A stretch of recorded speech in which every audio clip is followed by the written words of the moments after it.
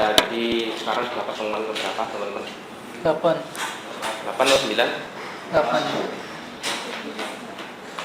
9 atau 8? Setelah UTS itu berapa? Teman berapa?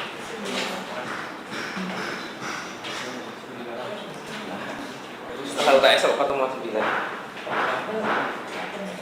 Cuman 8 ya. Jadi pertemuan 8 kira kurang, kita hitung timeline untuk pekerjaan kita ya. Jadi nanti kita ada di pertemuan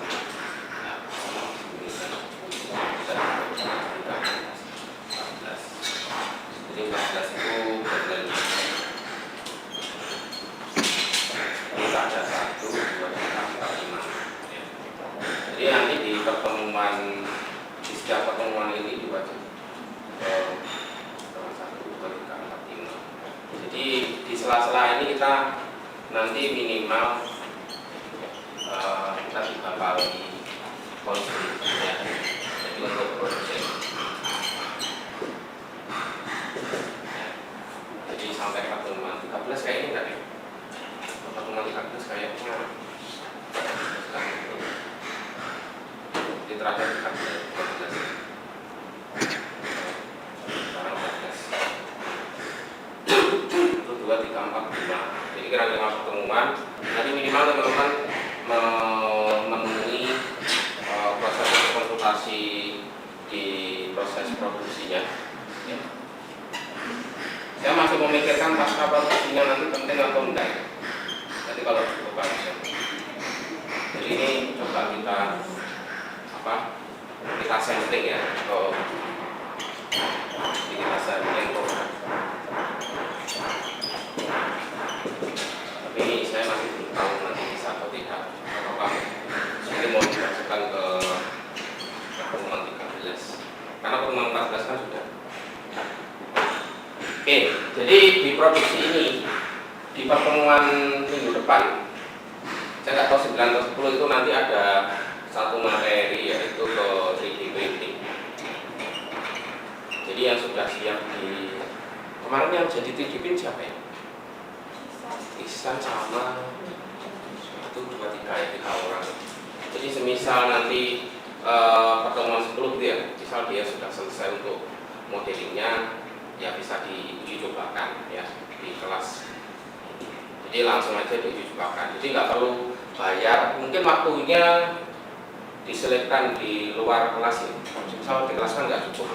Nanti bisa jadian aja. Kira-kira waktu kosnya kapan? Atau memang kalau ada ruang, kalau dulu ngeperinya di depannya ruangan saya itu ya. Jadi rayu ngeperinya di situ. Atau nanti pinjam kelas. Jadi kalau pinjam kelas nanti bisa dibagi aja 4 orang ini. Jadi nanti bisa. Kalau yang lain ya karena prosesnya tidak membutuhkan briefing, berarti otomatis dilakukan sendiri di rumah. Nanti produksi kan utamanya di visualisasi ya, visualisasi secara digital. Otomatis ini membutuhkan laptop ya. Jadi silakan membawa laptopnya masing-masing. Ada yang masih pakai PC nggak? PC? Enggak? Sudah pakai laptop semua ya? Oke, berarti nanti ketika visualisasi digital, ketika proses bimbingan bisa membawa laptop ya. Jangan pakai HP ya, pakai laptop. Kalau yang pakai HP siapa? Ada nggak? Produksinya pakai HP? Nggak ada. Oh, ini. Nah ini timeline kita. Jadi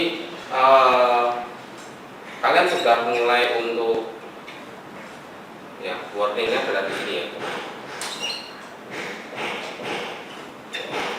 Warningnya di pertemuan 13 ini. Ini kalau bisa sudah selesai 13 cetaknya atau ini ngeprint lah ya, intinya begitu.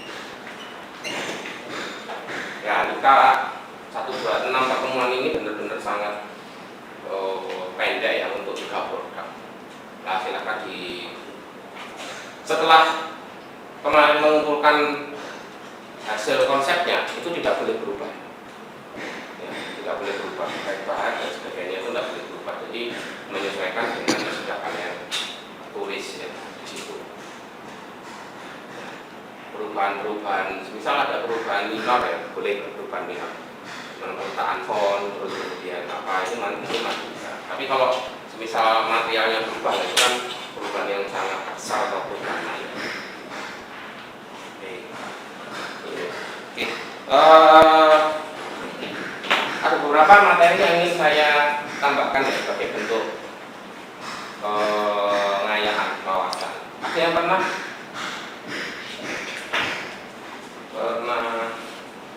tahu teori tentang archetype? Kalau di mata kuliah ilustrasi terapan yang tahun lalu itu kan saya. Iya ya. Coba saya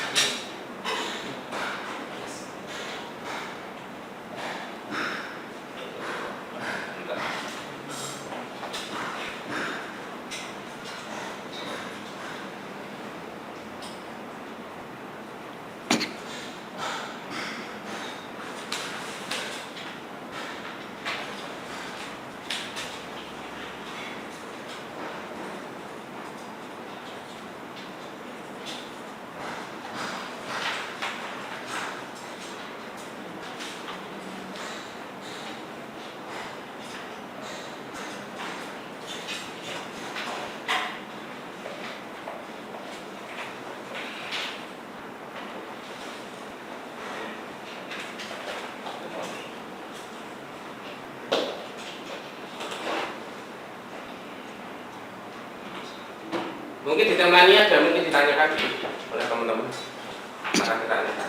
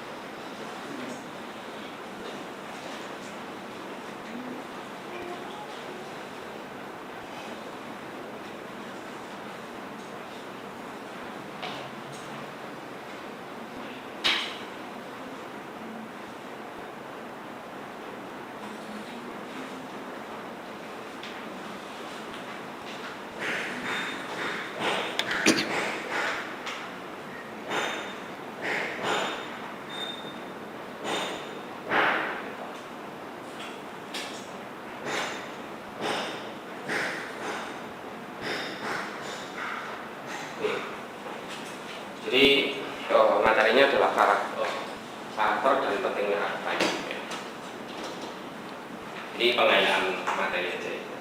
Nanti bisa mengoreksi ataupun mengevaluasi beberapa penelitian itu juga. Pengembangan karakternya itu sudah dilandasi atau acuannya apa aja.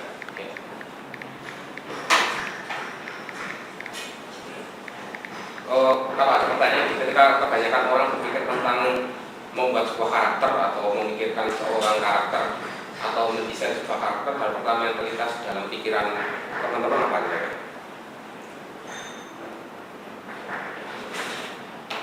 Misal kalian sudah punya ide, terus ingin bikin karakter gitu. Yang terlintas dalam pikiran pertama kali yang kalian pikirkan apa kira-kira? Apa dulu? Gender. Apa? Gender.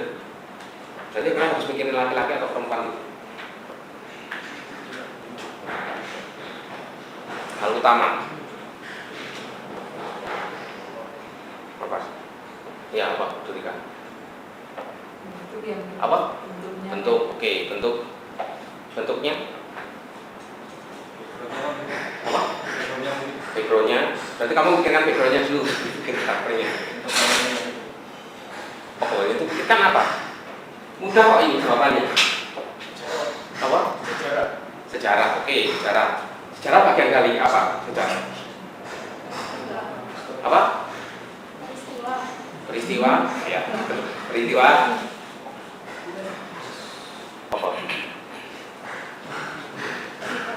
apa? Sifat, oke, sifat. Ciri khas. Sebelum dapat ciri khas apa? Tokoh. Maksudnya tokoh itu apa? Penontonnya atau karakter itu kan tokoh? Apa? Kalau karakter tokoh terus kemudian tokoh itu maksudnya gimana? Jenis penontonnya. Kalau dalam penonton itu ada apa aja sih? Misal kalian bikin cerita tuh, di dalam penonton itu ada tokohnya apa aja? Ya paling mudah kan itu ya, antagonis, protagonis. Siapa yang jadi musuhnya, siapa yang jadi tokoh sentralnya. Terus apa lagi? Penengahnya apa namanya? Apa? Tritagonis. Oke. Selain itu, tiga ini ya. Jadi antagonis, protagonis, sama tritagonis. Oke. Itu yang paling umum ya. Jadi pertanyaan jawabannya adalah cerita. Jelas ya. Yang baik itu sejarah, peristiwa, motivasi, semua itu ada di dalam sebuah cerita. Ya, selalu dalam dunia entertain atau yang berawal dari ilustrasi, semua selalu menjelaskan siapa hero-nya, gitu ya. Siapa hero-nya? Nggak pernah. Tapi belakangan ini industri itu mulai khawatir dan mulai bosan, atau masyarakat itu mulai bosan. Kenapa selalu hero? Dimulai tahun 2022 ya, setelah pandemi ya, kayaknya sudah mulai tumbuh. Bagaimana tokoh hero itu tidak selalu menarik lagi. Tokohnya sekarang coba kamu lihat cerita superhero kan sudah membosankan gitu. Apalagi dengan munculnya Marvel ya, dengan apa filmnya apa Avenger ya. Terakhir Avenger itu, setelah itu wis langsung semua mati. Nah mungkin orang merasa bosan dan sudah menjadi terlalu umum mengunggulkan hero ya. Tapi tokoh-tokoh di anime itu juga atau di komik juga seringkali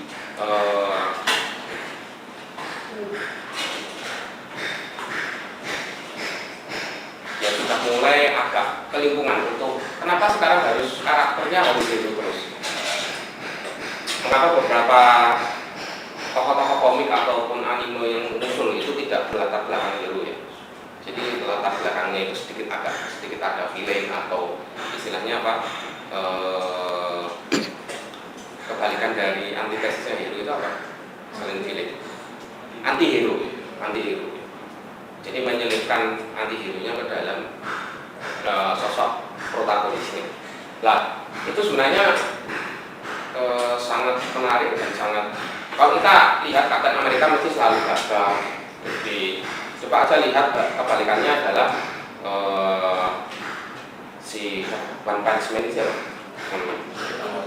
ya itu kan memutarbalikkan bagaimana seorang hero ya lontos terus kemudian seolah-olah dia itu tidak maco seperti kayak karakter-karakter Amerika ya, tidak wise ya, tidak bijak gitu. Selalu bercanda dan sebagainya, dan itu sangat menarik untuk mengulas bagaimana sekarang itu tidak hanya hero aja yang jadi poin utama ya. Contohnya seperti ini, kenapa tokoh Pain itu juga menjadi sangat populer, kenapa Joker itu menjadi peran utama di beberapa film dan memenangkan Oscar ya akhirnya ya, di real film ya, real life ya, apa istilahnya apa ya, live actionnya si Joker itu mendapatkan tempat sendiri gitu. Padahal dia kan bukan hero gitu ya. Atau Thanos gitu ya, Thanos ternyata dianggap musuh tapi juga benar juga gitu ya. Kenapa dia harus melenyapkan separuh isi jagat raya misalnya gitu ya, kenapa seperti itu. Nah, itu punya motivasi dan punya cerita yang seringkali berlawanan dengan tokoh hero-nya. Nah, dan ini semakin lama semakin sering dan berupaya untuk memutarbalikkan bagaimana anti-hero itu juga menjadi menarik. Nah, kalau pikiran pahlawan pasti kepikiran musuh gitu ya, akhirnya kayak gitu ya. Nah, ceritanya akan lebih seru jika ada wanita cantik, ya, yang bohai, yang seksi, yang berambut merah dan identik dengan seksualitas ya. Bagaimana si wanita itu menonjolkan sisi femininnya gitu ya. Meskipun di dalam sisi femininnya dia itu sebenarnya punya kekuatan atau punya power gitu. Lah, ya pasti ada yang tidak sesuai dan masih banyak lagi variasi karakter lain yang membuat cerita itu lebih kompleks dan menarik. Jadi sebenarnya standar untuk membuat cerita itu polanya sama, tidak berubah-ubah dan berulang dalam sebuah cerita. Tiga karakter tadi itu masuk di dalam namanya archetype istilahnya. Jadi siapa yang dibilang hero, siapa yang dibilang villain, atau anti-hero-nya, atau permusuhan dari sosok hero-nya. Jadi kebalikan dari sosok hero. Dan itu membuat sangat menarik. Sebenarnya teori archetype ini ditemukan oleh di dalam ilmu psikologi. Jadi bagaimana kalau kita melihat stereotip ya, archetype itu kebalikan dari stereotip. Kalau stereotip itu orang melihat ini, kita bisa menyimpulkan misal kalau alisnya alisnya lentik, terus kemudiannya matanya melotot ya, terus kemudian matanya sipit, pasti dia adalah orang judes. Lah archetype nggak seperti itu, nggak boleh. Jadi dibalik. Jadi nggak selalu orang sipit terus kemudian alisnya alisnya apa ya? Lancip, terus matanya itu dia sipit ya, terus apalagi orangnya pendek gitu ya. Itu perbedaan dari stereotip. Nah, istilah dari archetype itu namanya adalah ketidaksadaran kolektif. Jadi ini salah satu gagasan dari Carl Gustav Jung. Jadi salah satu teoretikus di ilmu psikologi ya. Jadi sesuatu yang pasti dimiliki oleh semua manusia dan bertanggung jawab atas naluri manusia. Jadi fokusnya adalah bagaimana naluri itu mendorong seseorang untuk bisa punya informasi atau komunikasi. Ini seperti perilaku seksual, naluri kehidupan dan kematian. Ya. Jadi biasanya archetype itu terbentuk secara nggak sadar ya, berperan untuk pembentukan kepribadian. Bagaimana seorang tokoh atau karakter tersebut punya kepribadian. Ya. Sehingga tidak sadar itu membuat archetype muncul pada manusia dan menentukan kepribadiannya sebagai individu. Jadi misal kayak kita lihat Joker gitu ya. Joker itu adalah sosok jahat ya. Terus kemudian dia adalah musuh Spider-Man, mengganggu masyarakat. Tapi di luar kepribadiannya itu dinamakan archetype. Oh ternyata dia itu berbuat jahat itu karena masyarakat selama ini atau sosial selama ini merundung dia, ya, dibully. Terus kemudian dia tidak diberikan tempat, ya. Akhirnya dia melakukan kejahatan-kejahatan. Sampai ada istilah apa?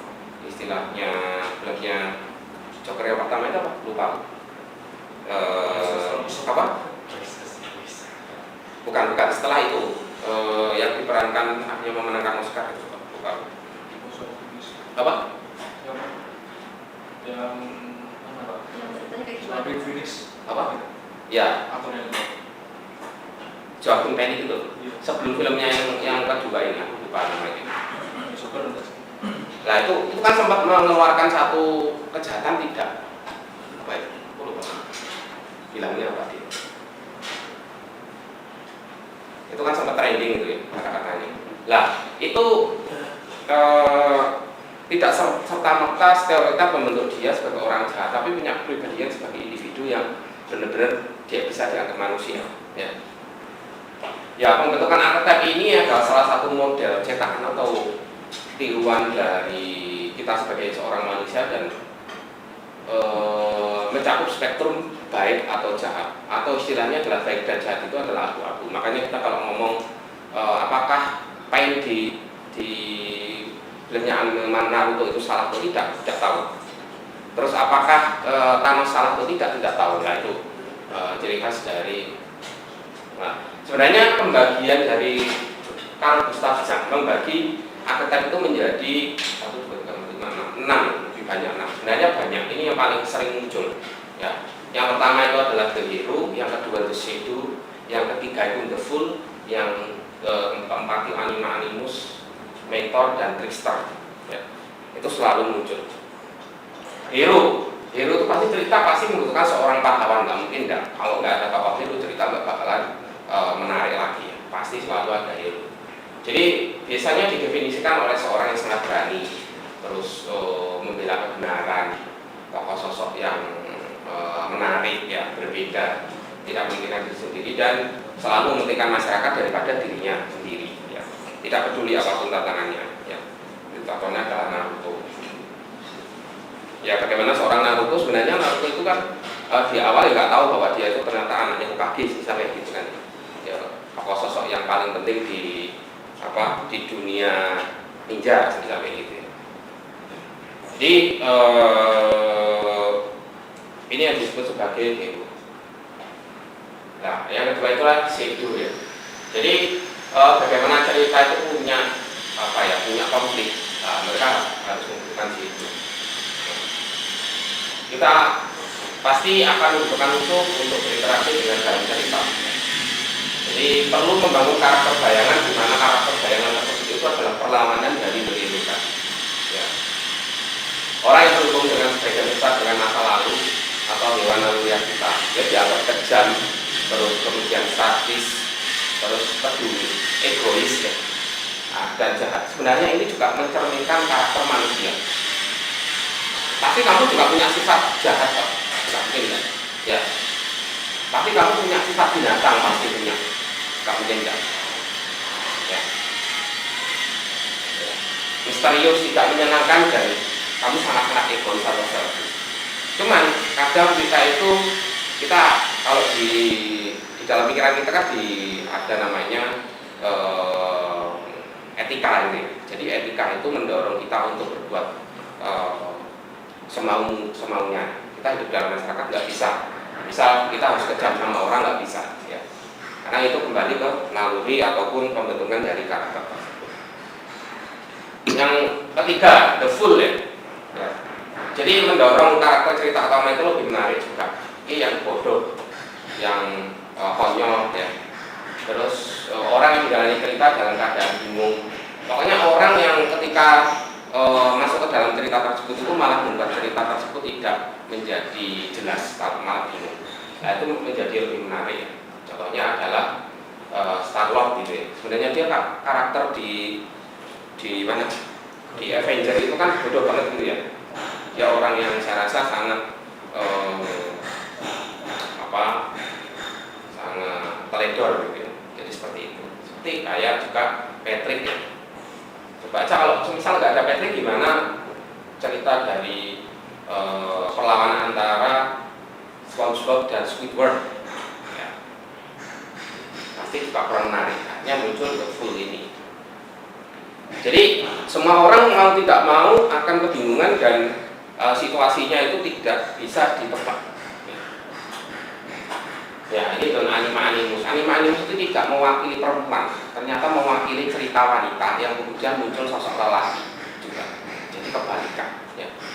Jadi sesuatu yang sedikit lebih menarik untuk mendorong bagaimana orang itu juga mengeksplorasi daya seksualitasnya. Jadi pasangan laki-laki dengan perempuan, perempuan dengan laki-laki. Jadi menunjukkan dorongan laki-laki atau perempuan sendiri. Ya. Itu makanya bagaimana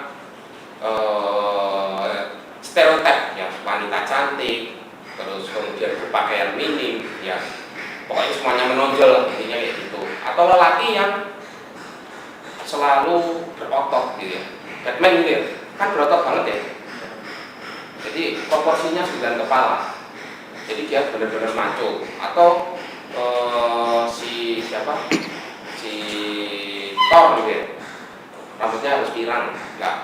Kenapa seperti itulah itu mendorong bagaimana perilaku seksualitas itu juga muncul dalam pembuatan sebuah karakter. Namanya anima animus.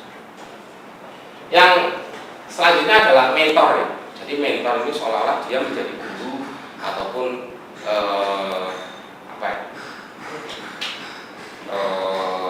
tokoh yang bijaksana ini, seolah mendorong oh kamu harus ke sana, harus ke sini, jadi kayak butuh tuntunan.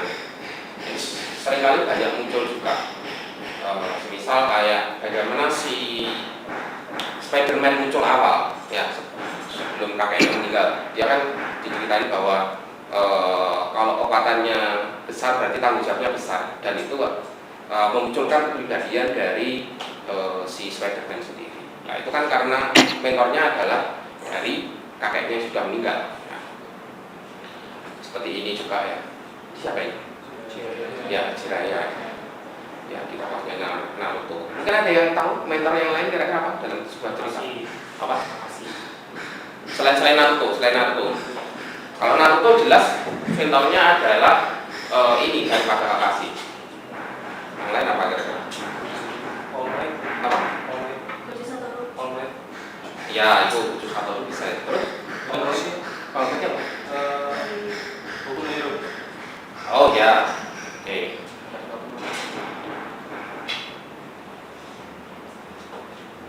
All Might ya, benar. Oke, Boku no Hero atau Boku no Hero itu akademi apa? Apa itu? Apa? My Hero Academy. Oke. Ya, dan ini selalu muncul membuat cerita itu jadi lebih menarik. Yang terakhir itu namanya trickster, ya, penipu, ya. Pihak yang bisa dijahat, bisa yang dibaik, ya. Itu yang paling jelas itu adalah kalau kita di cerita-cerita pewayangan ada namanya Sangkuni. Nah, dengar ya, Sangkuni ya. Kenapa Sangkuni itu juga menjadi tokoh yang sentral dalam, karena dia memang melakukan sebuah kecurangan sehingga akhirnya si Pandawa diusir ya dari istananya sendiri dan akhirnya dikuasai oleh Kurawa. Nah, dan ini juga menarik. Trickster itu contohnya adalah tidak jahat, tidak baik juga, tapi dia sangat-sangat egois dan mementingkan dirinya sendiri. Ya, jadi ini membuat ini juga mental terberat di karakter utamanya adalah munculnya trickster ini. Bagaimana dia bisa melihat, oh dia itu ditipu atau tidak. Oke, ya. Jadi kalau stereotip itu munculnya labelnya itu adalah label dari adat istiadat, sikap dan perangkai dalam lingkungan dia tinggal ya. Itu kalau stereotip. Stereotip muncul karena perilakunya dilabeli manusia dalam kehidupan sosial. Kalau cantik itu harus putih, harus mulus ya, bodinya seksi. Kalau laki-laki yang maju itu harus gempal ya. Arket itu kebalikannya dari itu ya, seperti tokoh siapa ya, yang tokoh monster lah, misal kayak filmnya yang baru itu Kaiju Number 8 gitu. Itu kan sosok jahat gitu ya, Kaiju kan monster gitu. Tapi kenapa dia kok seolah-olah dia melawan masyarakat bahwa Kaiju itu ternyata dia tetap membela kebenaran gitu ya. Lah itu namanya adalah archetype. Jadi pembeda dari stereotip atau kebalikan dari stereotip archetype. Jadi archetype muncul langsung dari psikologi, dari si karakter utamanya tanpa disadari atau secara alami muncul. Ya. Yang paling mudah adalah archetype itu kalau stereotip munculnya ada dari lingkungan sosial, archetype munculnya dari psikologi si karakternya. Ya. Jadi ini akan lebih memunculkan konflik yang mendalam ketika teman-teman bisa mempraktekkan stereotipnya gini tapi archetype-nya berbeda. Jadi terjadi perlawanan batin dalam seorang karakter. Nah itu diwakili oleh beberapa tokoh tersebut ya. Ya kalau archetype itu bisa berubah-ubah, bisa bermacam-macam tergantung dari ceritanya juga. Jadi bagaimana teman-teman juga menangkap motivasi atau jalan ceritanya juga. Ya minimal kita kalau semisal lihat film gitu ya, kita bisa mengidentifikasi loh ini stereonya. Terus ini adalah semisal mentornya ini. Nah semisal kita sudah tahu atau sudah bisa mengidentifikasi itu, sebenarnya kita sudah memikirkan seberapa jauh itu karakter itu penting dibangun. Anda percaya mereka adalah archetype. Nah, ini sedikit penilaian untuk teman-teman jika jika mengembangkan sebuah cerita. menggunakan tokoh-tokoh atau karakter. Oke, mungkin ada pertanyaan dulu dari sini. Ini ada bukunya ya, saya bukunya sudah. Saya nggak sengaja terus kemudian nyari itu ada gitu. Terus saya baca, saya print. Dulu saya print printnya di atas. Ini buku ini bagus.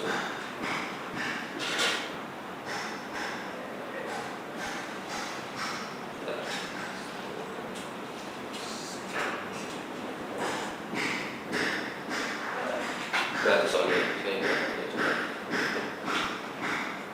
Ini ya bukunya. Ibu. Jadi ini kalau teman-teman memang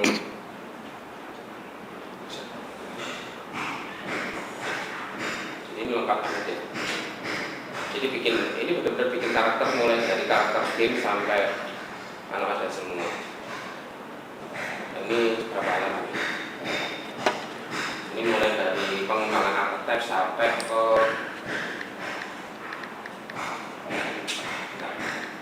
hasil karyanya juga.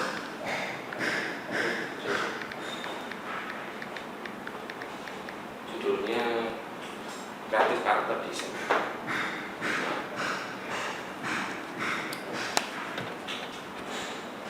Ya, nanti saya kirim ini untuk buku. Teman-teman bisa baca atau bisa ngembangin. Cuman ini adalah salah satu pengembangan dari penggunaan karakter untuk pengembangan karakter. Misal kayak ini untuk faktor ini apa aja. Ini bisa dibaca. Saya rasa sekarang mudah kok buku-buku. Oke, mungkin silakan yang ada ditanyakan dari sini. Ini sedikit pengayaan terkait dengan bagaimana nanti kamunya atau teman-teman bisa menggali cerita untuk lebih matang gitu ya, atau lebih optimal. Mungkin di ceritanya sudah ada itunya atau belum? Karena kita nggak mungkin ya semua mau muncul itu kan nggak mungkin juga. Kecuali kalau teman-teman besok atau di misal yang ilustrasi mau ngembangin ke cerita, misal kamu butuh ini tinggal aja ambil aja teorinya ada kayak pengembangannya mulai dari hero ada ini. Jadi sehingga karakter itu atau cerita itu kaya dan tapi nggak semua harus muncul ya. Jadi nggak semua harus muncul. Cuman kalau semua muncul juga saya lebih baik. Ya karena itu juga menunjang apa? Ya menunjang cerita itu bisa lebih berkembang. Saya kirim aja nanti dulu. Oke, dari hasil pertemuan kemarin yang produksinya sudah dimulai siapa aja? Visualisasi digital atau digitalisasi ada? 1, 2, 3. Yang lain belum berarti? Belum. Atau yang mungkin kalau memang tidak didahului oleh yang 3D 2D dulu, misal itu kan juga nggak masalah. Ya. Jadi pastikan teman-teman itu nanti porsi baginya ya itu benar-benar di apa diperhatikan ya.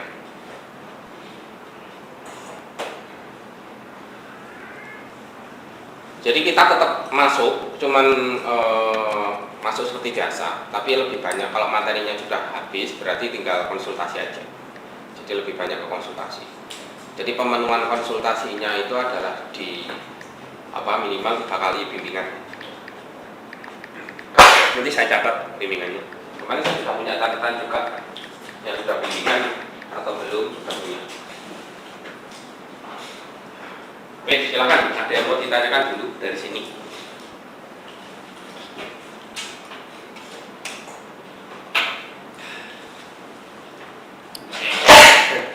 Atau hari ini kayak nggak enak badan dulu ya? Kayak flu ini tadi nggak banyak yang masuk juga. Ketularan Pak. Ketularan. Aus Pak. Nggak tahu hujan gitu ya. Tapi sumuk gitu. Kalau malam sumuk. Tiba-tiba pagi itu.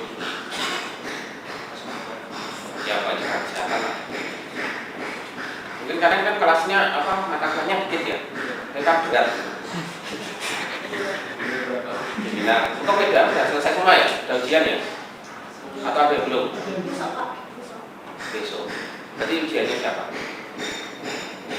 Ujian pembimbingnya siapa? Oh, ayo. Yang lain-lain sudah berarti? Belum? Sabtu. Apa? Siapa? Aizi. Memang besok Sabtu atau gimana? Sabtu. Oh, Sabtu. Bareng-bareng itu.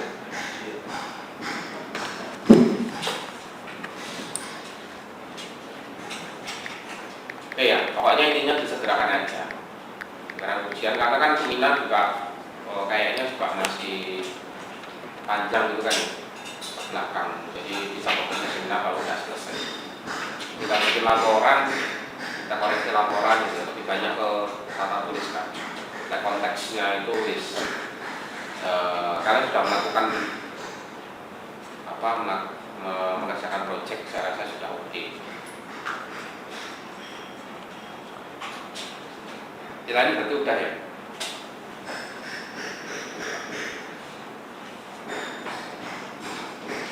Jadi kau udah ujian udah ya.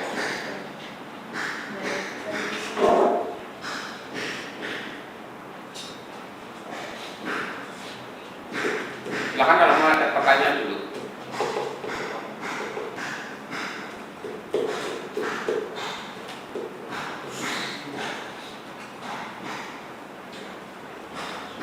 Kemarin saya gini, jadi saya ingin untuk yang sculpting itu nanti undang Bu Yuyun. Jadi salah satu dosen itu yang basicnya kan keramik ya, ingin ngasih materi terkait dengan karena keramik sama nanti kan agak mirip-mirip ya.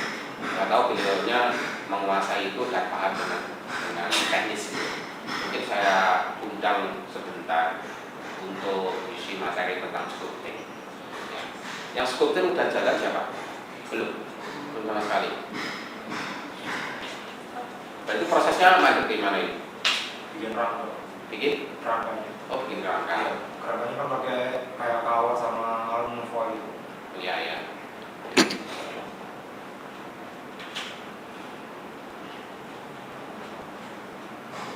Coba minggu depan juga tak hubungi siapa tahu dia mau bisa masih materi yang terkait dengan itu. Jadi yang sculpting mungkin teman-teman ada gambaran sedikit ya, untuk nanti setelah saya belajar sedikit. Sudah teman-teman? Sudah ya? Oke, kalau memang nggak ada pertanyaan, bisa kita lebih banyak ke pengerjaan proyek aja ya. Dilanjutkan aja, kita biar waktunya juga lebih fleksibel. Yang fokuskan misal kalau pertemuan 3 minggu sebelum pertemuan 12 kalau bisa sudah selesai ya, selesai baru aja bimbingannya ya. Pengerjaannya kan pertemuan 14, nanti pertemuan 14 karena kita ada Pak Kades ya, jadi di sini ada Pak Kades, kemungkinan besar itu akan diseleksi. Nggak tahu seleksinya, kalau dulu 6 orang ya, jadi 6 orang. Ini 6 orang yang terseleksi, ya terbaik otomatis, terbaik dari idenya, gagasannya, konsep sama finishingnya atau eksekusinya. Tapi kemarin saya bisa dapat gambaran kira-kira anaknya ini, tapi belum tentu juga. Jadi belum tentu juga, tiba-tiba eksekusinya kurang kan juga nggak bisa berhasil juga.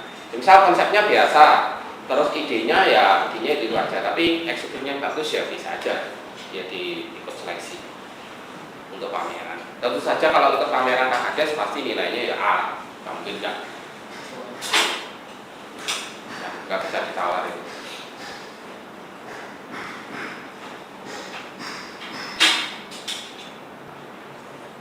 Sudah ya teman-teman ya. Oke, kalau mungkin nggak ada pertanyaan ya saya tutup untuk pertemuan kali ini, bisa lanjut ke proyeknya. Kalau memang ada pertanyaan silahkan ditanyakan langsung. Kalau mau bimbingan ya silahkan japri. Cuman kalau japri ya kalau bisa jangan hari ini terus kemudian langsung bimbingan gitu ya. Kalau bisa 1 hari sebelumnya ini. Seperti kayak bimbingan seminar saya kan gitu. saya nggak ada, itu kadang saya nggak bisa pas kelas, pengennya sekarang kan, jadinya saya pegel gitu ya. Jadi kalau bisa bimbingannya ya kalau bisa 1 hari sebelumnya, jadi saya bisa nyari jadwal karena di semester ini kelas saya itu cukup banyak, paling banyak di semester ini dan bimbingannya cukup banyak, paling banyak di semester ini. Jadi kelas paling berat selama saya di Asia semester ini ya, 20 SKS ya saya. Padahal batasnya itu biasanya cuma 12 SKS, nggak boleh lebih. Apalagi saya jadi Kapoldi, sebenarnya di batas 12 itu nggak boleh. Nah, tapi namanya itu pekerjaan gimana ya? Ya tetap harus dijalankan. Ya, bimbingannya 17. Belum ditambah yang lama-lama sekitar 20-an. Nah, tapi ya itu bentuk tantangan juga yang harus segera diselesaikan juga. Ya, teman-teman juga berupaya lebih dulu maksudku. Kalau memang semester ini kalian tidak sedikit, bisa lebih maksimal. Dan waktunya juga di manajemen dengan baik. Karena semester ini benar-benar menentukan sekali ya, bagaimana kalian nanti peluang kerjanya jadinya tahunnya di sini. Gitu.